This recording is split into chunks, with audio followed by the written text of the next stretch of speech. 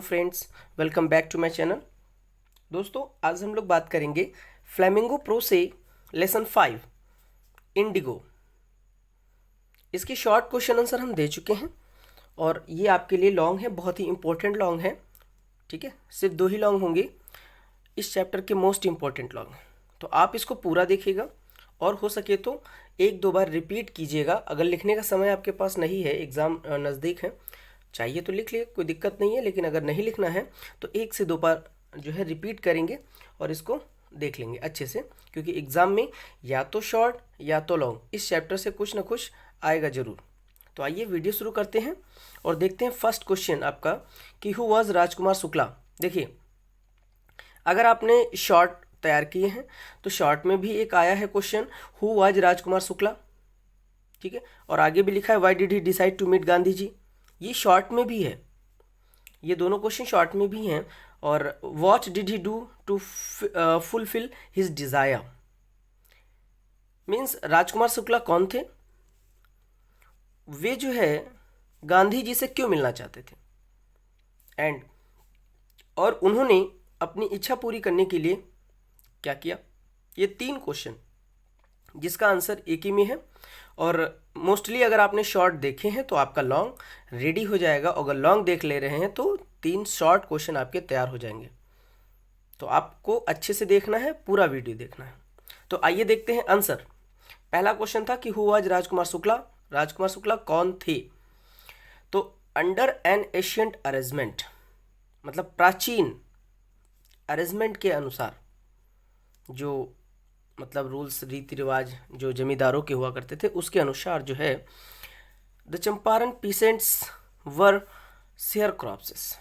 जो चंपारण के किसान थे वे बटाईदार हुआ करते थे, उनकी कोई प्रॉपर्ली अपनी कोई ज़मीन नहीं हुआ करती थी, तो मोस्टली वो जो है बटाईदार हुआ करते थे। Rajkumar Shukla was one of them, Rajkumar Shukla उन्हीं में से एक थे। तो सीधा सीधा हम ये भी लिख सकते हैं कि Rajkumar Shukla was a share cropper. But उससे क्या होगा, थोड़ा सा छोटा हो जाएगा। हमको लॉन्ग लिखना है ना, तो हम अपनी बात को इस तरह लिखेंगे तो आंसर भी लॉन्ग हो जाएगा और हमारी बात भी सेम वही रहेगी और टफ भी नहीं लगेगा। ठीक है, तो Rajkumar Shukla was one of them, Rajkumar Shukla उसी में से एक थे, मतलब बटाईदारों में से एक थे। He had come to the annual convention of the Indian National Congress party in Lucknow. Sentence थोड़ा सा बड़ा है लेकिन इतना टफ नहीं है। ठीक है, थोड़ा थोड़ा हिंदी समझेंगे। He had come to the annual convention, वे जो है वार्षिक कह सकते हैं इसको। ठीक है, वार्षिक सभा में आए हुए थे of the Indian National Congress party. तो इंडियन नेशनल कांग्रेस पार्टी के वार्षिक कह सकते हैं सम्मेलन में या सभा में आए हुए थे कौन, राजकुमार शुक्ला। इन लखनऊ, यानी कि लखनऊ में वो इंडियन नेशनल कांग्रेस पार्टी को ज्वाइन करने कह सकते हैं, वार्षिक मुंह से निकल रहा है, वार्षिक सम्मेलन में आए हुए थे। टू कंप्लेन करने के लिए, शिकायत करने के लिए, अबाउट द इनजस्टिस, अन्याय को लेकर के, ऑफ द लैंडलॉर्ड सिस्टम, जो जमींदारी जो प्रथा थी। ठीक है, चंपारण में, चंपारण में जमींदारी जो प्रथा थी, इससे जो अन्याय होता था ना, इससे संबंधित अन्याय के खिलाफ जो है वो कंप्लेन, शिकायत करने Lucknow Indian National Congress party के वार्षिक उत्सव में आए हुए थे। तो ये यहाँ का हो गया कि वो गांधी जी से क्यों मिलना चाहते थे और वो कौन थे। अब लास्ट में ये है कि उन्होंने उसको फुलफिल करने के लिए मतलब क्या किया अपनी इच्छा को। तो सीधा सा लिख देंगे समबडी टोल्ड हिम, कि कुछ लोगों ने, समबडी या किसी ने, टोल्ड हिम टू स्पीक, कहा टू गांधी जी, मतलब किसी ने कहा कि जाइए गांधी जी से मिलने के लिए, किसी ने कहा। So he decided to meet him, इसीलिए उन्होंने गांधी जी से मिलने का निश्चय किया। किसी ने कहा या बोला कि जाइए गांधी जी से मिलिए, तो इसलिए उन्होंने डिसाइड किया कि वो गांधी जी से मिलेंगे। ही वॉन्टेड हिम, वो चाहते थे कि उनसे, him to help the indigo share croppers, वे चाहते थे, यानी कि राजकुमार शुक्ला चाहते थे गांधी जी से, हिम का मतलब Gandhi ji, to help the indigo share croppers, कि वे जो है बटाईदार, मतलब जो इंडिगो बटाईदार थे उनकी हेल्प करें गांधी जी, ये राजकुमार शुक्ला चाहते थे। और इसे पूरा करने के लिए क्या किया उन्होंने, टू फुलफिल हिज डिज़ायर, अपनी इच्छा को पूरा करने के लिए ही फॉलोड गांधी जी, उन्होंने गांधी जी को फॉलो किया। वेयर एवर ही वेंट, मतलब जहाँ कहीं भी गांधी जी जाते उनके पीछे पीछे वो चलते रहे, उनको फॉलो करते रहे। एंड फाइनली, और अंततः, ही वेंट टू कलकत्ता, वह कलकत्ता गए, एंड और टुक हिम टू चंपारण, और उन्हें जो है चंपारण ले गए, फ्रॉम देयर, और वहाँ से वे उन्हें चंपारण ले गए, कलकत्ता से वे उन्हें चंपारण ले गए। ये था फर्स्ट क्वेश्चन, आप इसको नोट कर लीजिएगा।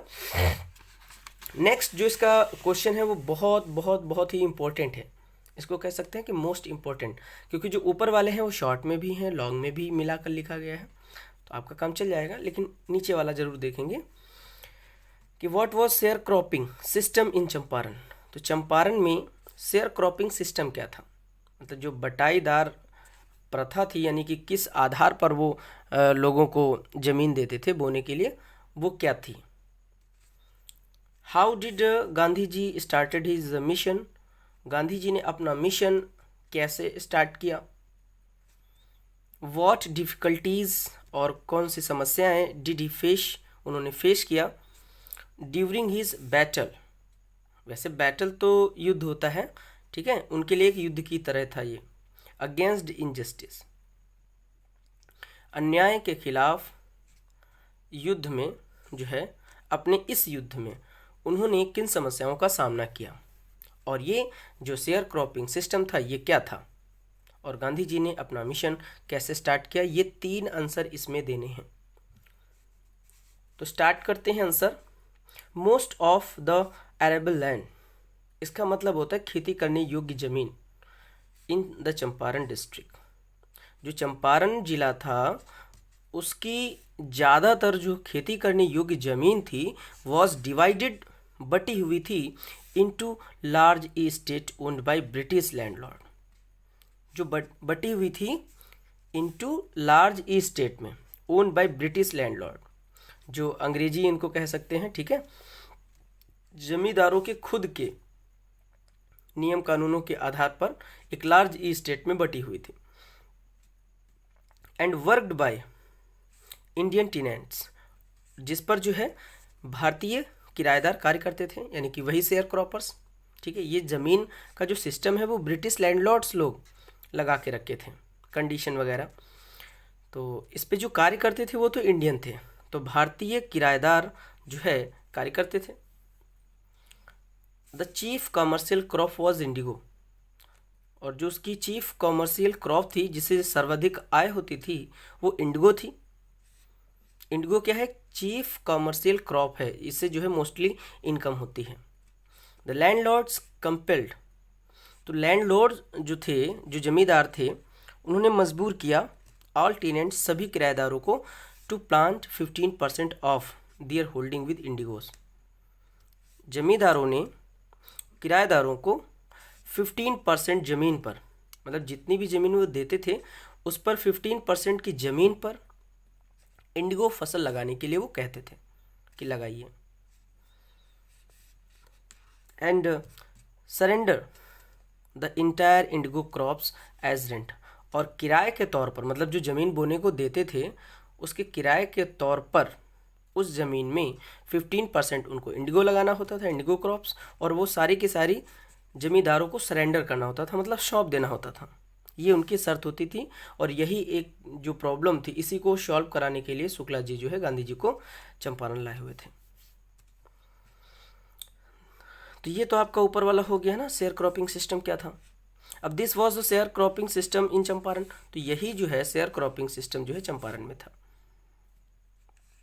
अगला देखेंगे कि Gandhi ji started his mission. Next question था कि how did Gandhi ji started his mission, तो अगला क्वेश्चन था कि गांधी जी ने जो है अपना मिशन कैसे स्टार्ट किया। तो देखेंगे, Gandhi ji started his mission by trying to get the fact, Gandhi ji ने अपना जो मिशन है वो गेट द फैक्ट्स के माध्यम से, मतलब प्रयास करते हुए कुछ तथ्य जुटाने की उन्होंने कोशिश की थी। जुटाते हुए उन्होंने अपने मिशन की शुरुआत की थी। कुछ सबूत वगैरह, है ना, किसी चीज़ के खिलाफ जब हम लड़ते हैं तो कुछ ना कुछ हमको चाहिए होता है मजबूती के लिए। कुछ तथ्य जुटाते हुए उन्होंने अपने इस मिशन की शुरुआत की थी। He met many British officers, और वो काफ़ी ब्रिटिश जो है ऑफिसर्स से मिले थे। बट ऑल ऑफ देम, लेकिन उनमें से सभी के सभी ने जो है refuse to give him any information, उन्हें किसी भी प्रकार की जानकारी देने से मना कर दिया उन्होंने।